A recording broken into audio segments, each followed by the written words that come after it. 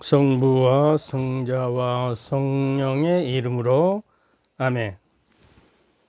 오늘은 성서 시편 90장의 말씀을 좀 기도 대신 하겠습니다. 지난번에 흔들리면서 피는 꽃은 도종환 시인이 쓴 시인데 제가 잘 깜빡했습니다.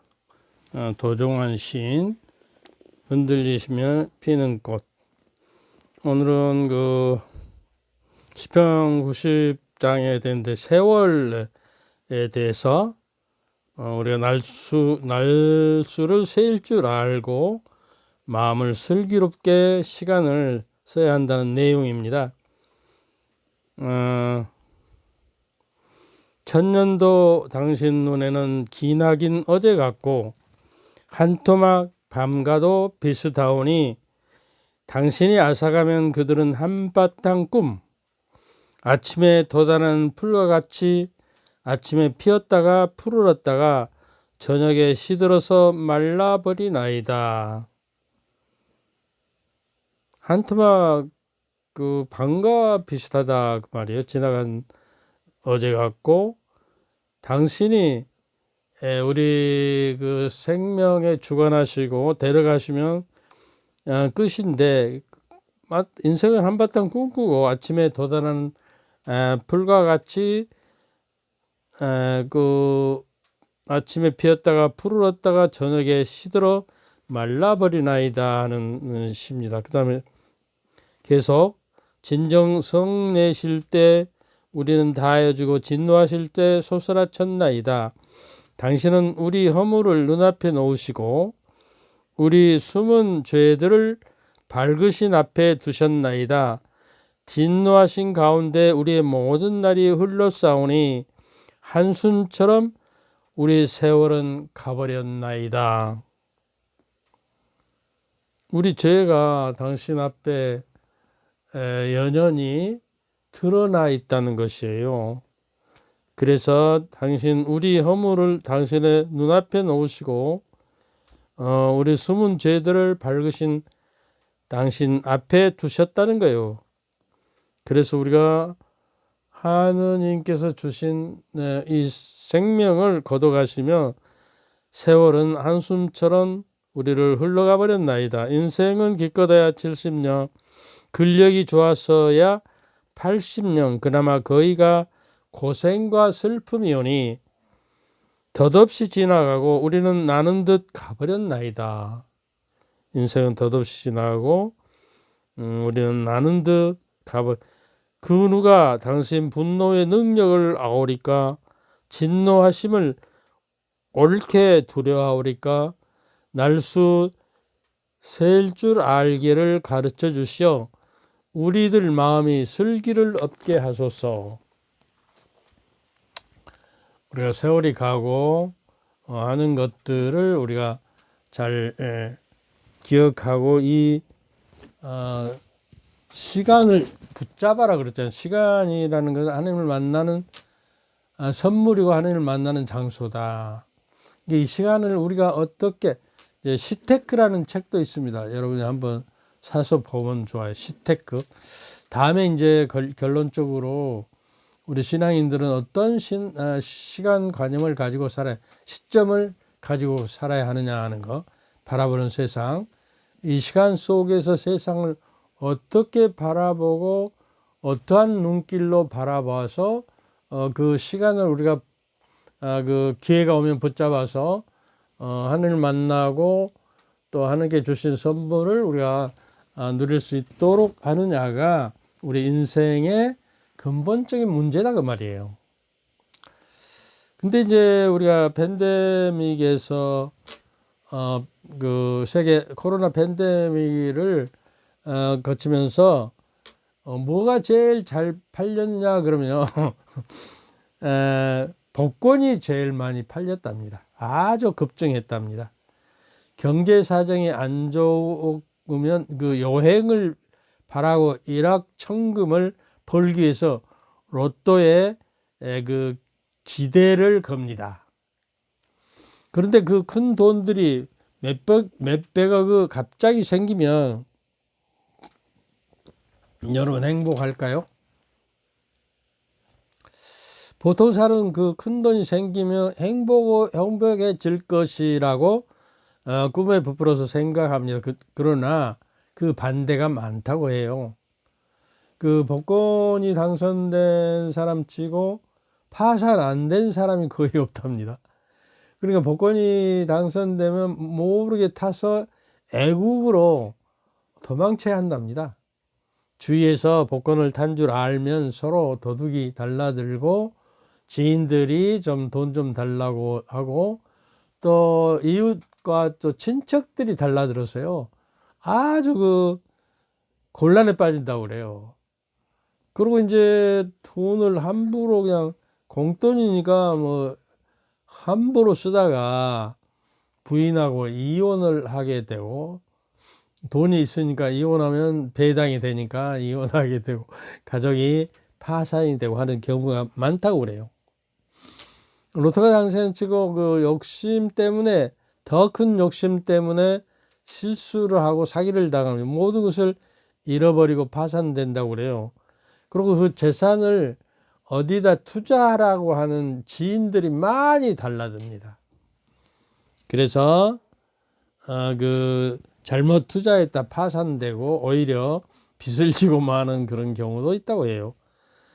재산을 잃은 경우에 안정감을 지니고 행복하게 사는 사람은 많지 않습니다. 절망에 빠져서 술 중독이나 마약, 우울증, 공황 상태에 빠져 어떤 사람들은 자살을 합니다. 그리고 이제 옛날에 우리가 살면서 가난하게 살 때는 콩 한 쪽도 나눠 먹고 정다운 모습을 가졌던 행복한 적이 있었어요. 가난해도. 그리고 서로가 가난하니까요. 가난이 뭔지 알고 그냥 무엇인지 모르고 그냥 다 그런 모양이다 그러고 살아냈죠. 이제 그 진짜 형제들끼리도요. 부모님이 유산을 많이 남기고 가면 맨날 싸우더라고요. 어느 본당에 내가 있을 때 밑에 그 장례식장이 있었는데 바로 그 침실 밑에 가네 잠을 못 잤어요. 그 유족들이 서로 형제간들이 싸우고 뭐 고성을 지르고 저녁에 야나잔 법석이 돼요. 그리고 심지어 아버지 그 유산을 차지하기 위해서 형제끼리 이게 칼부림 나는 것도 제가 보고 가서 또 현장에서 말기고 그랬거든요. 참. 우리가 욕심이라는 건 뭔가? 세상을 바라보는, 그 돈이 세상이 전부가 아니라는 거예요. 이런 경우에 성경에도 드러나죠. 여러분, 어디에 드러나죠? 인물 중에 그 아브라함과 롯이 있었죠. 고향 땅을 떠나서 내가 인도한 대로 가거라. 아브라함이 그 고향 땅을 등지고 떠나는 이유가 무엇이었을까요? 그 우상 숭배에 빠지고 하느님을 잊어버리고 사는 거기에서는 도저히 아브라함이 신앙생활을 할 수 없고 하느님만을 유일신으로 공경하는 것이 어렵기 때문에 새로운 땅으로 가는 거예요. 구약에서는요, 새로운 땅을 준다는 게 축복이에요. 땅을 주는 것이. 그래서 이제 새로운 약속의 땅으로 이제 가죠. 그래서 아브라함 혼자만 가는 것이 아니라 롯이라는 조카를 데리고 갑니다. 그래서 이제 아브라함과 동행하는 조카 롯은 아브라함에 있어서 보통 조카가 아니라 아들과 같은 존재였어요. 이 세상에서 가장 믿고 함께 미지의 땅을 어렵게 탐험하는데 동지였으면 든든한 동지가 되었어요. 그런데 어쩌습니까? 세월이 지나고 보니 아브라함과 롯은 양떼와 소와 로비들 재물이 너무 많아졌어요. 그러니까 아브라함과 롯이 다투는 것이 아니라 그들에게 속하 있는 목자들 사이에 싸움이 일어나고 물을 서로 차지하려고 그러고 목초를 좋은 데를 차지하려고 그러고. 그래서 아브라함과 롯은 애정과 같은 마음이었을지 몰라도 두 집안 식구들은 다툼이 잦아지면서 사실상 균형이 생기고 이제 균열이 생겨서 어쩔 수 없이 도저히 살기 어려워서 이제 떨어져서 사는 분가를 하는 것이 상책이다 이렇게 생각을 했거든요. 부부 사이에도 이제 계속 그 불화를 쌓는 것보다 잠깐 떨어져서 냉각기를 갖는 것이 지혜로운 방법이라고들 이야기하죠. 가나에서 굶주리고 애부의 적을 같이 물리칠 때는 똘똘이 뭉쳐서 목숨을 걸고 지켜냈는데 두 사람이 가진 것이 어쩝니까? 많아지니까 오히려 문제가 발생합니다. 결국 아브라함과 롯은 결별하기로 마음을 작정하고 착한 아브라함이 분가를 권고하면서 롯에게 네가 봐서 좋은 땅을 네가 먼저 네 마음에 드는 땅을 선택하여라. 어느 쪽이든지 네가 결정한 대로 따르겠다. 그러니까 롯은 욕심 이제 저 멀리 서서 들판을 바라보게 비옥하고 아주 풍요로운 땅을 시각을 가지고 바라본 거예요. 저것이면 내가 행복을 가지고 우리 가족들과 저기가 아주 풍요롭게 잘 살겠구나 이것만 먼저 생각하는 거예요. 사양지심이라고 그 양보 어른에게 양보하는 저게가 전혀 없었어요.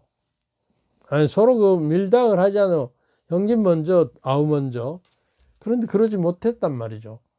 그리고 덜커덕 보기에 좋고 비옥한 땅을 먼저 차지해 버렸어요. 그러니까 할 수 없이 이제 아브라함은 이제 그런데 이것이 화근이 됩니다. 내중에 바로 이제 그 비옥한 땅은 소돔이라는 땅이었어요. 아름답고 비옥한 곳이 있지만 죄인들이 넘쳐서 하느님의 이곳을 심판하려고 결정했던 땅이에요.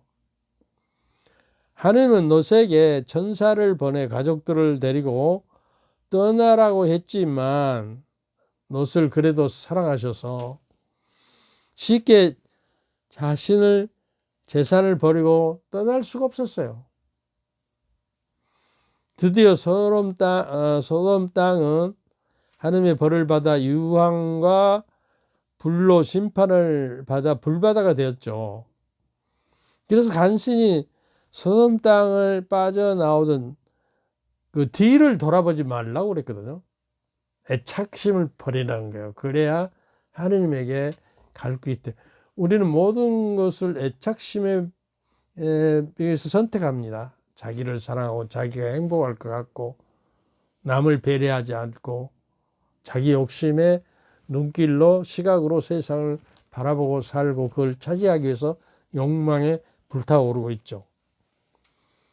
그런데 그만 소돔 땅을 빠져나오면서 롯의 아내가 돌아보지 말라는 천사의 말씀을 어기고 재산에 대한 미련과 욕심 때문에 사로잡혀서 그만 돌아보고야 말았어요.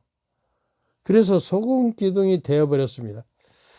제가 그 소돔과 고모라 그 저기를 땅을 순례할 때 보니까 소금 기둥이라고 그 롯의 아내 소금 기둥이라고 이렇게 돼 있어요. 롯의 아내는 이름도 없어요. 그러니까. 그런데 그것이 저긴지 역사적으로 그런지 모르겠지만 하여튼 그 소금 기둥이라고 있습니다. 인간이 욕심 때문에요. 집착하면은 제대로 올바른 시각을 가지고 세상을 바라보지 못하고 잘못된 판단을 내려버려요. 그래서 내가 어떤 시각으로 세상을 바라보느냐에 따라서 제 인생과 운명이 결정된다고 말한 거예요. 전사들을 공고도 깃등으로 들어버리고 두 명의 로스 사이마저도 뒤를 돌아보고 목숨을 잃고 롯은 이제 겨우 두 딸과 함께 간신히 도망쳐서 차가운 굴 속에서 비참하게 살았던 것이에요. 우리는 어쩝니까? 여러분이라면 이럴 때 롯스 선택을 하는 쪽입니까? 아브라함이 양보하고 하는 쪽입니까? 우선 보기에 부유와 비옥한 땅은 내 중에 그 죄로 말미암아서 심판을 받는 땅으로서 죽은 땅이 되어버린 거예요. 근데 이제 창세기에서도 같은 저기를 우리가 볼 수가 있죠. 하하가 어떤 눈길로, 어떤 시각으로 바라보고 그만 죄를 지어버렸을까? 창세기 3장 1절부터 보면요. 뱀이 여자에게 물어요. 하느님께서 너희는 동산의 어떤 나무에서든지 열매를 다 먹어서는 안 된다고 말을 하셨지? 그러고 부정적으로 이야기합니다. 부정적인 시각을 갖도록 부추깁니다. 그게 정말이냐? 그러니까 여자가 뱀에게 대답하였어요. 우리는 동산에 있는 나무 열매를 먹어도 된다. 그러나 동산 한가운데 있는 열매만은 선악과라고 그러죠. 선과 악을 아는 먹으면 너희는 죽지 않으거든 먹지도 만지지도 말아라. 그렇게 그 먹는 수가 죽는다는 거예요. 근데 결국 이제 하느님께서는 자비를 베풀어서 죽이지는 않았습니다. 그러자 뱀은 여자에게 뭐라고 하냐? 뱀은 이제 사탄이죠. 교묘하게 꼬시는 뱀의 형상으로 나타난 거죠. 너희는 결코 죽지 않는다. 너희가 그것을 먹는 날 너의 눈이 열려서 하느님처럼 되어버려서 선과 악을 알게 될 줄을 하느님께 아시고 그렇게 말씀하신 것이다. 하느님처럼 되어버린다. 왜냐하면 선과 악을 안다는 것은 하느님을 전지전능하신 분을 표현하는 방식이에요. 그 당시. 그러니까 우리가 하느님처럼 되어서 우리가 저기 할 것 같아서 이걸 못하겠구나 하는 그 혹심이 든 거예요. 이제 하와에게. 그래서 여자가 쳐다보니 안목과 시각입니다. 시각. 어떤 시각. 쳐다봤다는 거예요. 여기서 우리가 시각이라는 게 중요하잖아요. 어떤 시각으로 바라보는. 그 열매는 먹음직하고 이제 유혹에 빠져들게 소담스럽게 보였다. 그뿐만 아니라 그것은 슬기롭게 해줄 것처럼 탐스럽다. 이제 그 사탄의 꼬드기면 넘어가는 거예요. 탐스럽게 보이고 저것을 먹으면 하느님처럼 돼서 세상을 온전히 알고 하는 것 대등한 존재가 되겠다는 감히 피조물이라는 사실을 잊어버린 거예요. 우리가 그럴 때가 많죠. 욕심에 사로잡힌. 그래서 이제 여자가 열매 하나를 따먹고 어쩝니까? 자기와 함께 있는 남편에게 주자 그도 그것을 서슴없이 먹어버렸어요. 이게 여자의 유혹이 참 많은 것 같아요. 사제생활 할 때도 자기를 방어하기 위해서 여자를 아주 조심하는데도 불구하고 종종 그 유혹에 빠지는 경우가 허다합니다. 그래서 이제 제가 사제생활 이제 60년 되어 가죠. 그런데 평소에 친분관계, 친교가 여자들이 많이 배신을 때리더라고요. 조금만 틀어지면 그냥 애면하고 가버려. 내가 이제 세례를 준 그 여자도 조금 무엇인가 틀어졌는지 나도 모르는데 다른 신부님하고 연락을 하는데 나하고는 연락을 하지 않더라고요. 그런 경우가 많습니다. 그러자 이제 그가 그 우스갯소리로 이런 말이 있어요. 여자는 목젖이 없는데 꿀꺽 넘어가 버렸어. 한 번에 그냥 양심도 없이. 근데 일말의 양심이 있는 아담은 그 과일을 지선악수를 먹다가 목에 잠깐 걸려서 여기 목젖이 되어버렸다. 그래서 복숭아 씨처럼 여기가 딱 불룩 나왔다는 우스갯소리입니다, 이거는. 그래서 이제 어떻게 됐죠? 둘은 눈이 열려서 자기들의 알몸인 것을 이제 알아둬요. 전에는 그 창피하고 부끄러움이 없어서 알몸인지도 알고, 아유, 자연 그대로, 하나님께 주신 그대로의 본성이, 거기에 와서 편안하고 기쁨 속에 살았어요. 근데 하나님을 배반하고 나서는, 부끄러움을 느끼는 거예요. 이 세상에 이제 부끄러움이 되었습니다, 비로소. 그렇게 살아가는 부부지간에는 알몸이 되어도 부끄럽지 않잖아요. 뭐 부끄러운가 잘 모르겠는데 하여튼 그래서 하나이 되고 한 몸이 되죠, 사랑이. 근데 서로 부끄러워하고 이제 꺼려하면 멀어지는 것이죠. 그래서 주 하나님께서는 그럼 너 어디 있느냐 하고 물어요. 요라유. 근데 이제 어디가 있었죠? 동산에서 당신의 소리를 듣고 제가 알몸이기 때문에 두려움에 숨었습니다. 이제 비로소 죄를 깨닫게 되는 것이요. 두려움. 하나님을 두려워하고 이제 자기들의 실존을 보게 되는 거예요. 그렇게 알몸이라는 건 누가 알려줬나? 네가 따먹지 말라고 명령한 열매를 따먹었구나. 그렇게 뭐라고 했죠, 아담이? 당신께서 저와 함께 살라고 주신 저놈 여자가 그 나무 열매를 저에게 주어서 따먹었습니다. 핑계의 역사, 변명의 역사가 시작되는 거예요. 그러니까 이 말은 뭐냐면, 당신께서 나에게 같이 살라고 저 여자를 만들어 주지 않았다면 내가 죄를 안 졌을 텐데, 죄를 진 거는 당신 때문에 하느님 탓으로 돌린 거예요. 이게 엄청난 대죄의 결과죠.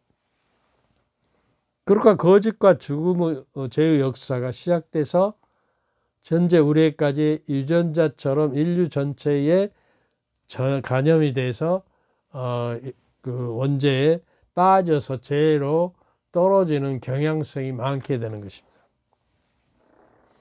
그러면 여자에게 물어요. 하나님께서 여자에게 묻습니다. 너 어째 이런 일을 저질렀냐? 하고 묻자 여자가 대답합니다. 뱀이 저를 꼬여서 제가 따먹었습니다. 또 핑계치거든요. 제가 잘못했습니다. 죽어 마땅합니다. 죽여주십시오. 뭐 이렇게 안 하고요. 그게 핑계의 역사가 원죄의 역사예요. 그래서요, 원컨대 여러분들이 자녀들을 어려서 키울 때 핑계를 치는 그 성격을 만들지 말아야 합니다. 아주 3살 먹을 때부터 핑계를 치는 건 과감히 막아서 변명하고 솔직하도록. 그러니까 그 핑계를 치는 것이 어려서부터 형성되어 가지고 국가의 녹을 먹으면서도 그 세금을 꿀꺽꿀꺽 먹어버리고 뭐 다른 데다 유용하고 뭐 이렇게 해서 부정부패가 생기잖아요. 그래서 그것도 이제 원죄의 결과들입니다. 그래서 이제 루카복음 11장 34절 46절에는 네 눈은 네 몸의 등불이다. 어떤 시각을 가지고 그 등불로서 세상을 밝히 바라보느냐 하는 말이에요. 네 눈이 맑을 때에는 몸도 환하고 성하지 못할 때는 몸도 어둡다. 그러니 네 안에 있는 빛이 어둠이 아닌지 살펴보라. 너의 몸이 환하여 어두운 데가 없으며 등불이 그 밝은 빛으로 너를 비출 때 네 온몸이 환해질 것이다. 여기서 이제 그 육안이라는 그 눈은 상징어입니다. 상징적으로 이제 눈이 식견이 없는 표면상으로 보는 눈을 육안이에요. 육안. 눈은 뭐뭐 등불이라는 상징은 육안이 맑아야 밝게 보는 것처럼 온몸이 밝아서 밝은 인생을 걸어간다는 거예요. 근데 그 사람이 육안만 있냐, 심안도 있고 영안도 있어요. 영혼의 눈. 이게 심안은 뭐냐, 사물을 살펴서 분별해서 식별하는 능력을 가진 눈이에요. 또는 그런 작용을 하는 눈이고, 뭡니까, 그 어린 왕자에 보면 마음의 눈으로 봐야 하는 것이다 그러거든요.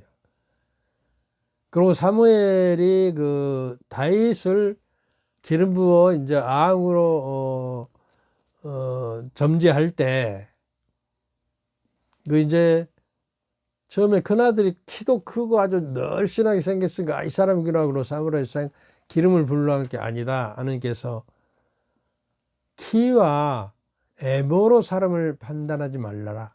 그 마음을 잊고 그 판단을 해라. 그런 말씀을 하거든요.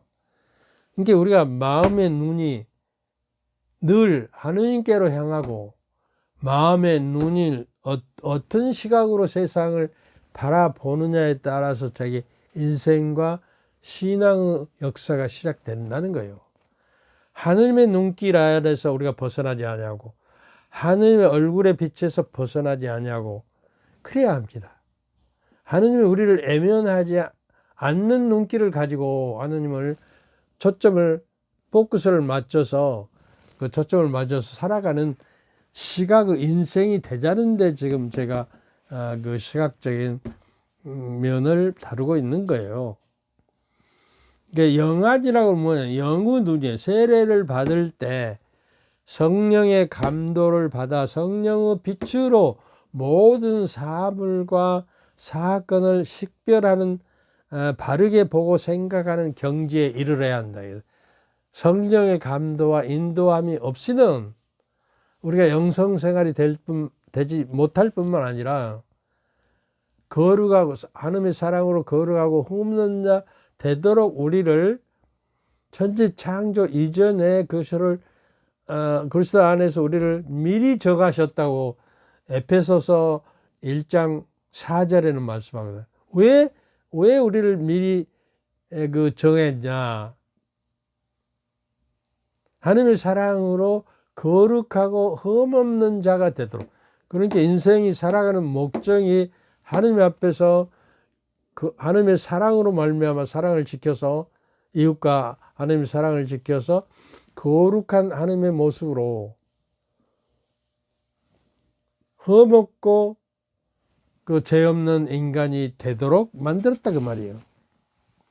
그러면 이게 에베소서 1장 5절에 보면 뭐라고 그러나? 그리스도를 통해 여러분을 하나님의 자녀로 미리 정하셨다. 세상 창조 이전에 벌써 정했다는 게 예정론을 이야기하면 뭐 칼빈이나 뭐 여러 가지 복잡하니까요. 그래서 그러면 무엇 때문에 당신 자녀로 그리스도 통해서 자녀로 삼으셨냐? 하느님께서 사랑하는 아들을 통해서 거저 주신 우리에게 주신 은총이 우리를 통해서 영광으로 드러나고 하나님의 영광과 영광된 자녀들이 되도록 그 목적으로 우리를 하나님의 자녀로 불렀다 그 말이에요. 이게 이제 영어는 근데 이제 성령을 모시지 않은 사람은 그리스도의 사람이 아니라고 그래요. 그런데 그 영성샘물을 듣는 사람 아직도 구원이 무엇인지 모르고 성령이 무엇인지 모른다고 좀 가르쳐 달라고 그러는데 뭐 말로 될 거예요. 그래서 그 기본적인 것을 모르면 아직 그리스도인으로서 탈락자예요. 여러분이 성령을 모시지고 있지 않는 사람은 그리스도인으로서 탈락자, 낙제자라는 거예요. 이게 명심해서 들어야 합니다. 우리가 세례를 받음으로써요. 그 사도행전 3장 38절, 2장 38절인가 하여튼 그 오순절 때 사도 베드로가 그 강의를 하면서 그 이방인들이 자기 말로 다 알아들었잖아요. 그 성령의 감도 오순절, 성령이 내리시는 오순절 때. 그러니까 그 결론적으로 이제 그 베드로 그 사도행전에서는 그렇게 합니다. 여러분이 회개하고 죄를 용서받아서 세례를 받으십시오. 그러면 성령의 궁전이 됩니다. 우리는 세례를 받음으로써 성령을 우리 안에 모시는 내가 거룩한 성당이 되어버렸어요. 성령을 모셨기 때문에. 이 성령을 모시지 않으면 성전의 궁전이 안 되기 때문에 이거는 그 죄의 소굴이 되어버리는 거예요. 내 자신이. 일하기 전에 성령께 기도를 드리는 기도를 꼭 하시면 좋겠어요.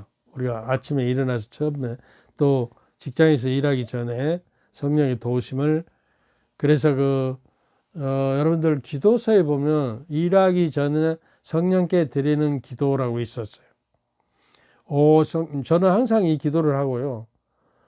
그리고 그 녹화를 하기 전에도 이 기도하고 너희가 말하는 것은 너희가 아니라 너희 안에 계시는 성령께서 하신다. 그러니까 그 애언자에게 그 하나님이 내 말을 집어 넣어 줄 테니 담대하게 가서 이야기하라. 그러니까 내가 그 성령께 기도하지 않고 하면 강의가 잘 안 풀려요. 며칠 전부터 성령께 주동을 가지고 내 안에서 내 대신 내 입을 통해서 말씀하시도록 주도권을 내어드려야 해요. 근데 이 기도에 이렇게 됩니다. 오 성령님, 저희 마음을 성령으로 가득 채우시어 저희 안에 사랑의 불이 타오르게 하소서. 주님 성령을 보내서 저희가 새로워지리다. 또한 온 누리가 새로워지리다. 하느님이 성령의 빛으로 저희 마음을 이끄시어 바르게 생각하고 성령의 위로를 받아 누리게 하소서. 아멘. 얼마나 좋습니까? 성령의 빛으로 우리 마음을 이끄시 영안을 가지고 시만을 가지고 세상을 바라보는 시각을 가지고 성령 안에서 바라보고 살아라 그 말이에요. 그러면 성령의 위로를 받을 것이다. 성령의 위로를 받아서 성령께서는 우리를 진리로 도와주시는 분이에요. 성령은 우리의 보호자고 우리를 지켜주는 보호자고 또 바라크리투스라고 그러죠. 바라크리투스를. 그래서 인간이 온갖 잡념을 떨쳐버리고 오직 하느님께로 향하는 향주덕이 뭐죠? 뭐요? 믿음, 소망, 사랑. 이건 해바라기 덕이라고.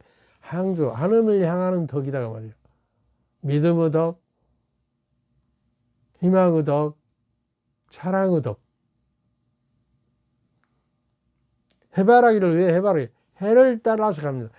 제가요 잘못 생각한 걸로 어려서 보면요 아침에 동쪽으로 향해 있던 그 담 너머 해바라기 꽃들이 동쪽에 있었어요. 근데 이게 학교에 파고 오면 이것이 동쪽에서 남쪽으로 갔다가 서쪽으로 좀 향하고 있는 것을 보았거든요. 근데 지금 해바라기들은 오염이 되겠어. 해바라기가 어디가 있는지 쫓아가들 못해요. 그래서 부실하게 열매를 맺어버리죠. 우리는 주바라기 하는 사람들이에요. 주님을 바라보면서 주님의 눈길을 놓치지 않고 주님의 발자취를 찾아서 더듬거리며 가면서도 그 진리요 길이요 진리인 생명의 길을 벗어나지 않고 가도록 우리가 세상을 바라보면서 나아가야 한다가 말이죠.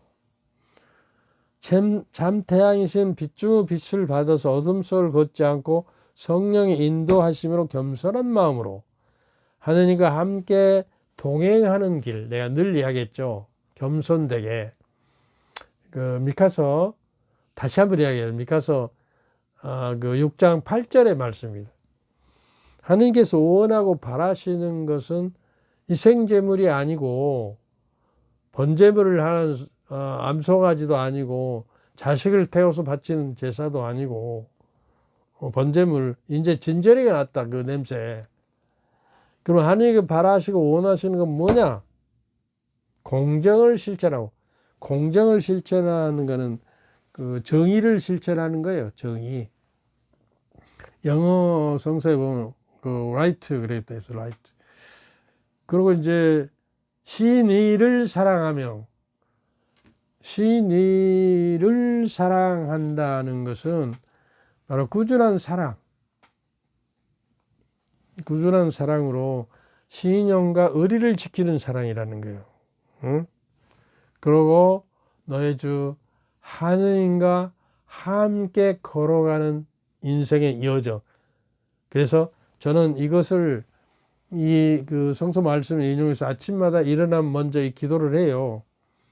주님, 당신께서 바라고 원하시는 것은 공정을 실천하고 시인들을 사랑하며 겸손한 마음으로 우리도 하나님과 함께 동행하는 회개의 길, 영생의 길로 이끌어 주시며 오늘 만나는 사람들에게서 아까 만나는 사람과 일상에서 발생하는 일을 하나님의 뜻에 따라 실천하여 하나님께 찬미와 영광과 감사와 사랑과 흠숭과 깨달음 하루가 되도록 인도해 주소서 아멘 하는 기도를 하거든요.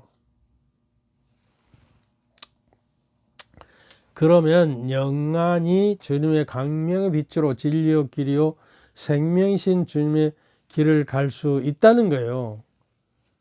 그리고 이제 아까 말했죠. 그 육안 눈이 맑으면 지각하면 단순하고 정결하다. 눈이 맑고 단순하고 정결하면 올바른 시각으로 긍정적인 사고를 해서 그 방식에 의해서 나의 운명이 긍정적으로 행복한 삶으로 이끌어진다 하는 것이요. 근데 반대말은 뭐예요? 막다른 반대가 흐리고 지겨우면 악하다는 거예요. 흐리고 악한 눈으로 세상을 바라보면 불행하고 정말 행복하지 못하는 삶으로 이끌림을 단다 말이에요. 단순한 힘없고 거룩한 삶이다. 단순함이라는 것은 정결함을 의미하고 올바른 사고방식인데 그런 거룩한 삶으로 인도하는 시발점이 된다는 거예요. 눈이 맑을 때 온 몸도 환하고 눈이 성하지 못할 때에는 몸이 어둡다. 맑은 눈으로 세상을 내적인 사람도 내 내적인 것도 전체로 빛으로 가득 차서 충만한 삶이 된다는 겁니다. 한 5분 남았는데 한 가지만 더 하고 이제 그 불교에 팔정도라고 있어요. 팔정도 다 설명할 필요는 없고 팔정도 중에 하나가 정견이라는 게 있어요. 바를 정자, 올바른 결자, 바라볼 견자. 정견은 뭐냐 그러면 모든 법의 진상을 바르게 판단하는 지혜다 그 말이에요. 지혜의 눈이다. 바른 지혜, 바른 시각. 그래 무지를 인지하고 무지가 뭐예요? 자기의 우리 인간은 무지에 둘러싸여 어둠에 갇혀 있는 존재예요. 그래서 이제 동양 사상에서도 덕을 닦는 이유는 무명의 상태에서 명명덕이라는 밝음의 덕으로 나아가는 것이 덕행을 쌓는 것이다 하는 거예요. 밝은 거, 빛이 밝아서 바른 덕을 바르게 보고 바른 시각으로 바른 견해로 바르게 판단한다 그 말이죠. 근데 우리 육안으로 욕심에 차서 로처럼 세상을 바라보지 말고 성령의 빛으로, 성경의 인도하신 감도의 빛으로 따라서 그 세상을 바라보고 산다는 것을 결론으로 바르게 판단하는 것은 재물이나 욕망, 욕정에 이끌리지 않고 유구 사람은 그것 외에는 보이지 않는 것입니다. 어둠에 갇혀 있는 것이에요. 바른 시각이라는 건 측은지심이에요. 그리고 사양지심, 뭐죠?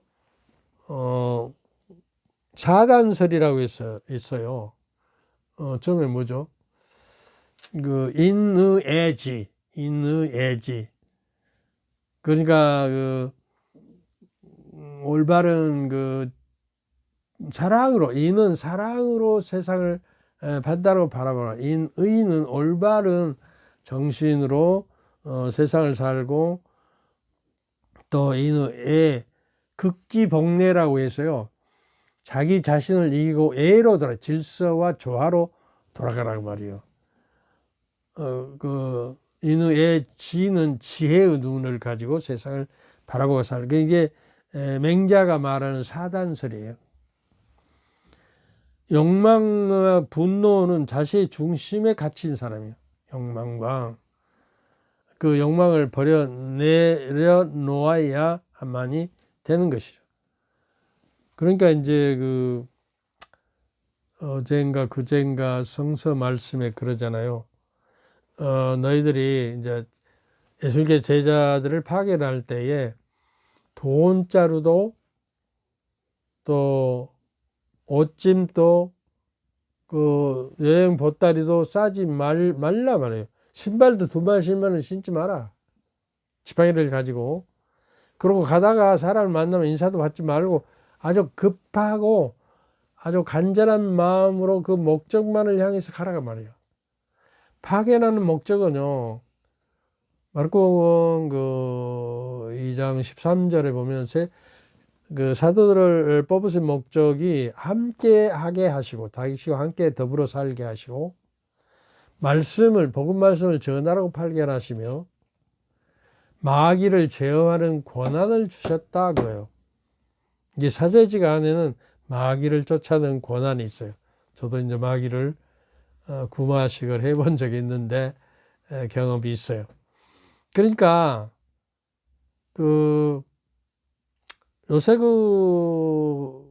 유명 인사 신부님들이 대로에 뜬 거 보면요, 복음을 전하는 것보다도 그냥 뭡니까?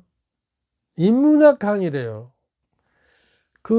아주 유명한 어떤 강사 신부님 안에는 성서 말씀, 복음 말씀 한마디도, 복음으로 시작해서 복음의 얼개 속에서 세상 일들을 예를 들어서 이렇게 해갖고 재밌게 해서 복음으로 그 얼개 속에서 해서 결론이 끝나야 하는데 그러지 않더라고요. 한마디도 안 들어간 적이 있어요. 근데 그분을 최고 많이 따라요. 그러고 막 100억도 내놓고. 그러니까요, 아주 알기 쉽고 쏙쏙 들은다고 그러는데 그것이 문제.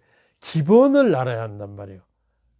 복음을 알아야 하고, 내가 하나님의 말씀에 나를 절여 넣어서 내 자신이 또 하나의 복음 성경이 되어버려요. 걸어다니는 성경이 되어야 해요. 하나님 말씀은 오늘 구원할 능력이 있는 거예요. 그 능력이 없으면 구원되지 못하는 거예요. 세상 일만 밝게 알아서는 안 돼요. 하나님의 일을 우리가 알고 하나님의 뜻이 무엇인지를 알고 살아야 복음을 전하는 것이에요. 근데 신부님들 주일날 강론에서 세상 재미있는 일 가서 웃기고 하면 그때면 좋아요. 웃고. 근데 사라져버려요. 기본의 틀이 안 돼요. 하나님 말씀, 복음 말씀에 얼개가 내가 채워져서 매일매일 그 얼개 속에서 하나하나 채워갈 때 우리 이제 시간이 됐어요. 우리 영성적인 삶이 되고 구원에 이르는 삶이 되는 것이다 하는 이야기예요. 그래서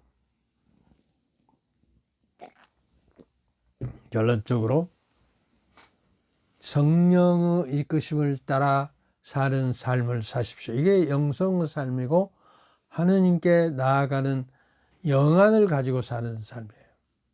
그래서 성령을 모시지 않으면 그리스도를 모시는 사람이 아니기 때문에 다시 한번 성령에 대해서 성령이 제 안에 임하시도록 그리고 이제 성령을 받는 방법은 또 간단해요. 그 성서 말씀이 이 글자로 죽어 있는 것 같지만 하느님의 그 감도로 쓰여진 책으로서 이제 그 디모데후서 3장 16절에 말합니다. 그 하느님의 말씀에 감도로 쓰여졌어요.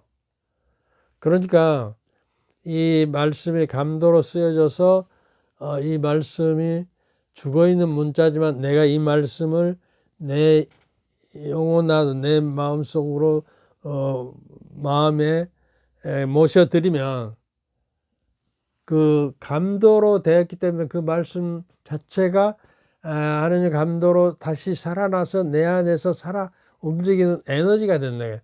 구원을 가져가는 능력이 돼요. 로마서 1장 16절에 하느님 말씀은 누구에게나 유다인에게나 이방인들에게나 그걸 모시고 받아들인 사람이면 구원을 가져가는 능력이. 야고보서 1장 21절에도 같은 말씀을 해요. 그리고 테살로니가서 2장 13절에 보면 하느님 말씀이 여러분 안에 살아 움직이고 있다는 거예요. 히브리서 4장 12절에 보면 하느님의 말씀은 살아있고 힘이 있어 어떤 쌍날깔도 날카롭다. 그래서 사람 속을 이제 꿰뚫어서 영과 그 혼을 가르고 관절과 골수를 가려서 그 속셈을 드러내는 힘이 있어요. 성경 칼은 하나님의 말씀으로 이루어진다. 그리고 에베소 그 6장 17절에 말씀하거든요. 하나님 말씀은 칼이에요.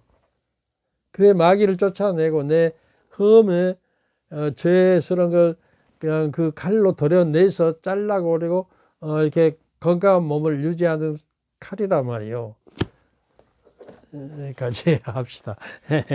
여러분들 아무리 말을 해도 하루에 성서 말씀 하나를 붙들어 잡고 살고 오늘 내 인생의 어두운 길을 밝히는 등불로서 하는 말씀을 그 내 안에 하나 등불로서 하나 그 모시고 산다. 그런 마음. 이제 그 강복을 이제 설도 오고 제가 이제 그 시각에 대해서 말씀하신 게 듣는 거 들음에서 온다. 믿음은 들음에서 온다 그러거든요. 믿음은 들음에서 온다. 듣자 하나님 말씀을 듣고 그걸 착하고 바른 마음으로 듣고 그것을 마음 안에 간직하고 인내로서 열매를 맺는 것이다.